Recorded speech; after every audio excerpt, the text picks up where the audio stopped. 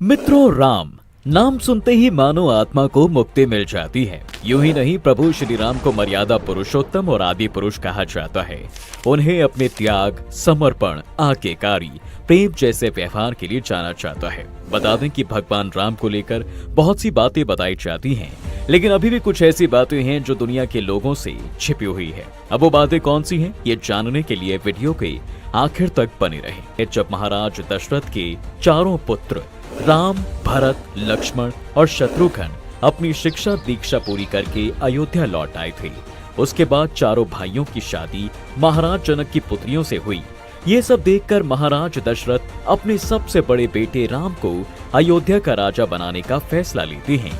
ये फैसला सुनते ही सभी बहुत खुश हो गए थे, लेकिन महारानी कैकेयी की दासी मंथरा इस बारे में महारानी के मन में जहर घोलती हैं और राम जी को राजा ना बनने देने के लिए उकसाती हैं। वैसे तो महारानी कैकेयी राम जी से बहुत प्यार करती थी, लेकिन वो उस समय मंथरा के जाल में ऐसे फंस जाती हैं और इसी वजह से उन्होंने महाराज दशरथ को उनके वादे याद दिलाए और मजबूर करती हैं कि वो राम जी को 14 सालों का वनवास दें और भरत को राज्य गद्दी सौंप दें। महाराज दशरथ को भी मजबूरी में इस बात के लिए ये फैसला लेना पड़ा, जिसके बाद भगवान राम अपनी धर्मपत्नी सीता और छोटे भाई लक्ष्मण के साथ जंगल की तरफ निकल पड़े।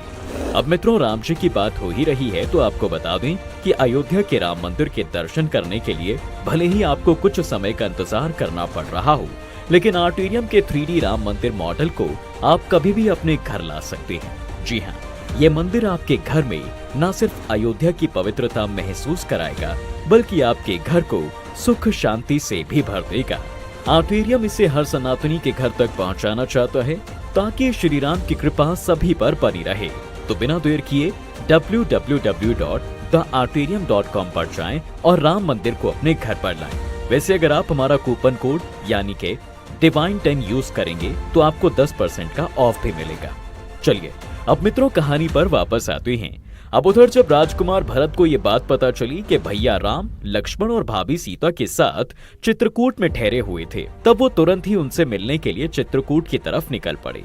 उनके साथ उनका सैन्य दल भी था, क्योंकि वो चाहते थे कि कहीं बड़े भाई श्री राम को कोई परेशानी ना पहुंचा सके, इसलिए उनकी सुरक्षा के लिए वो सैनिकों के साथ जाते हैं। वहीं दूसरी तरफ चित्रकूट में भगवान राम, लक्ष्मण जी और देवी सीता अपनी कुटिया के बाहर शांति से बैठे हुए थे।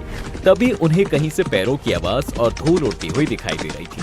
कुछ ही समय में ये आवाज तेज हो गई थी और तभी कोई वनवासी उन्हें ये खबर देते हैं, राजकुमार भरत अपनी सेना के साथ चित्रकूट आ रहे हैं और जल्द ही वो यहाँ पर पहुँच जाएंगे।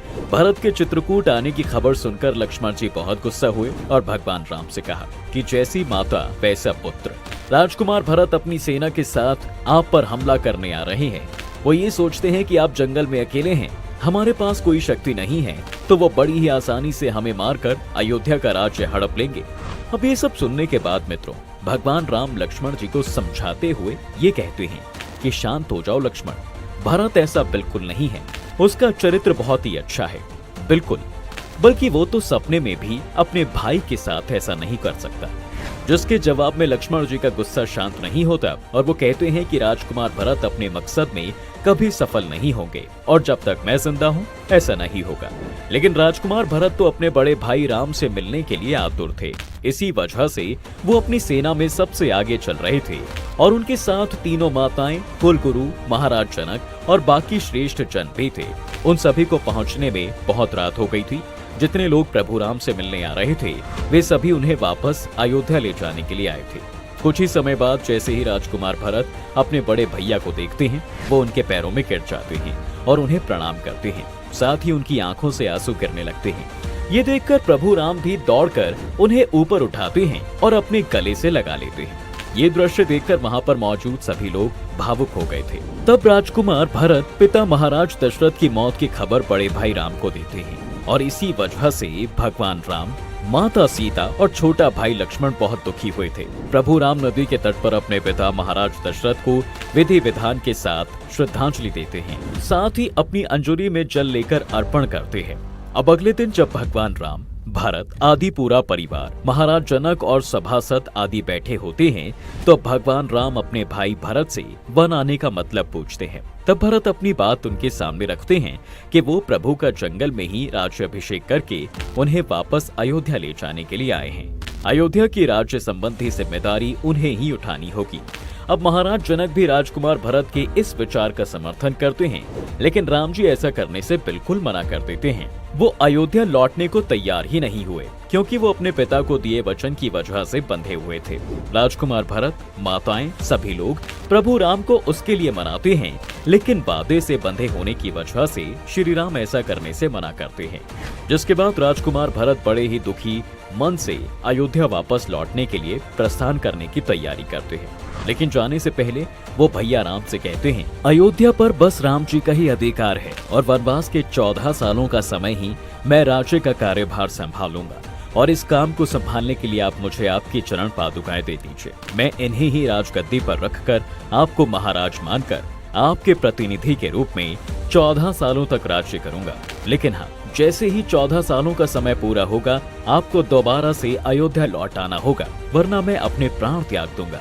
अब भरत की बातें सुनकर और उनकी मन स्थिति को देखकर लक्ष्मण जी को उनके लिए किए गए अपने गुस्से पर दुख हो रहा था कि उन्होंने इतने समर्पित भाई पर किस तरह संदेह किया। उन्हें इन दुखी घटनाओं के घटित होने की वजह समझा। प्रभु राम भी अपने छोटे भाई भरत का प्रेम, समर्पण, सेवा भावना और कर्तव्य देखकर उन्हें प्रेम के साथ अपने गले लगा लेते हैं। वो अपने छोटे भाई राजकुमार भरत को अपनी चरण पादुकाएं देते हैं और साथ ही उनसे ये वादा भी करते हैं कि जैसे ही 14 सालों के वनवास की अवधि पूरी होगी तो वो अयोध्या वापस लौट आएंगे। राम जी की बातें सुनकर राजकुमार भरत थोड़े संतुष्ट तो होते हैं और उनकी चरण पादुकाओं को बड़े ही सम्मान के साथ अपने सिर पर रखकर बहुत ही दुखी मन से अयोध्या की तरफ निकल पड़ते हैं। बाकी सभी परिवार के लोग भी एक दूसरे से बड़े ही दुखी मन से विदा लेते हैं। अब मित्रों बता दें कि भगवान राम, भरत, लक्ष्मण, शत्रुघ्न चारों भाई चित्रकूट के उस गांव जिसका नाम भारतपुर है, यहीं पर वनवास में रह रहे थे। इसी जगह पर भरत, शत्रुघ्न ने प्रभु राम को पिता की मृत्यु की खबर दी थी। जहां पर भरत मिलाप हुआ था वहां पर 3 मंदिर बने हैं, जिसमें राम भरत मिलन, देवी कौशल्या सीता मिलन और लक्ष्मण शत्रुघ्न मिलन बताया जाता है। तीनों मंदिरों में आज भी पत्थर की शिला पर चरण चिन्ह देखे जा सकते हैं।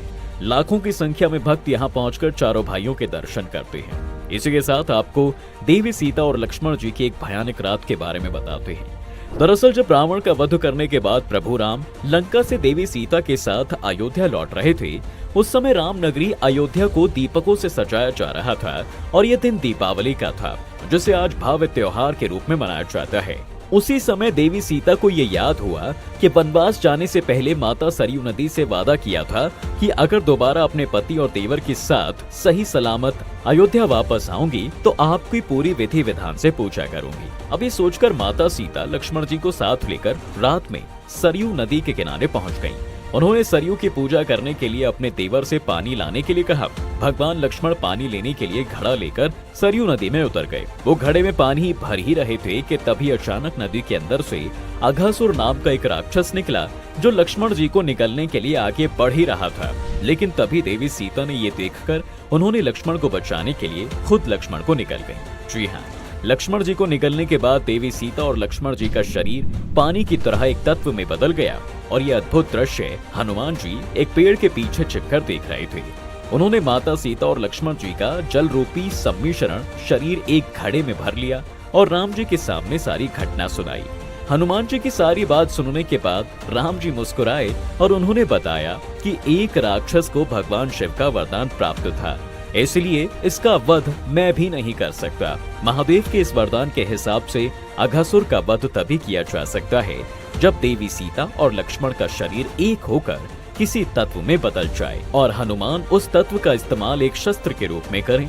अब भगवान राम की ये बातें सुनकर हनुमान जी ने उस घड़े के पानी को गायत्री मंत्र से अभिमंत्रित करके सरयू नदी में बहा दिया। नदी में उस पानी के मिलते ही सरयू में आग की लपटें उठने लगी, जिसमें जलकर दैत्य अघासुर भस्म हो गया।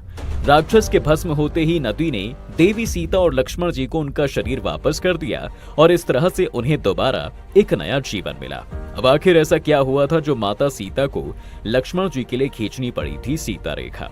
देखिए मित्रों, बता दें कि लक्ष्मण जी श्री राम के छोटे भाई और शेषनाग के अवतार थे। लक्ष्मण जी राम जी और देवी सीता को अपने माता पिता की तरह ही मानते थे। ऐसा आया था जब उन्होंने खुद को एकदम कमजोर महसूस किया था। जी हाँ, और ये वो समय था जब देवी सीता ने उनके सामने सीता रेखा खींच दी थी और उन्हें सीमाओं में बांध दिया था। लंका युद्ध खत्म होने के बाद राम जी के राज्य अभिषेक होने के कुछ दिनों के बाद अयोध्या की प्रजा द्वारा देवी सीता की पवित्रता पर बहुत से सवाल उठाए जाने लगे और जब इस बात का पता माता सीता को चला तो उन्होंने खुद ही भगवान राम के द्वारा अपना त्याग करने और वन में जाने का फैसला किया। राम जी ने उन्हें रोकने की बहुत कोशिश की, लेकिन देवी सीता उन्हें अपने वचनों में बांधकर वन की तरफ प्रस्थान कर गई। इस बात की जानकारी किसी को नहीं दी गई थी, केवल लक्ष्मण जी को ही माता सीता को वन में छोड़ आने का आदेश मिला था। वहीं जब देवी सीता लक्ष्मण जी के साथ रथ में बैठकर जंगल में पहुंच गईं, तब उन्होंने लक्ष्मण जी को रथ रोकने और उन्हें वहां से वापस लौट जाने को कहा। इस पर शेषनाग अवतरित लक्ष्मण रोने लगे और वापस जाने से मना कर देते हैं। उन्होंने देवी जानकी से कहा कि वो उन्हें अकेले जंगल में नहीं जाने देंगे और वो भी उनके साथ चलेंगे और तो और एक बेटे की तरह उनकी सेवा करेंगे।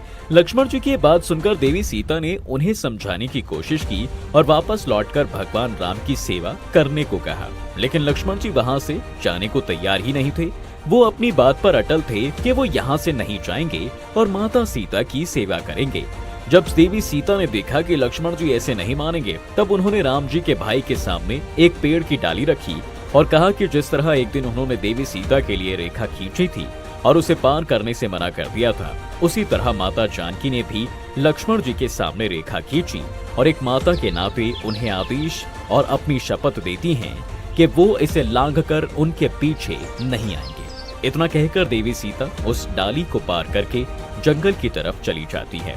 तो मित्रों, आज की वीडियो में फिलहाल बस इतना ही। अगर आपको इस बारे में और डिटेल्स चाहिए तो हमें कमेंट सेक्शन में जरूर बताएं। इसके साथ ही आपको हमारी वीडियो कैसी लगी ये भी कमेंट करके जरूर बताएं। तब तक के लिए वीडियो को लाइक करें, शेयर करें और चैनल को सब्सक्राइब करना ना भूलें।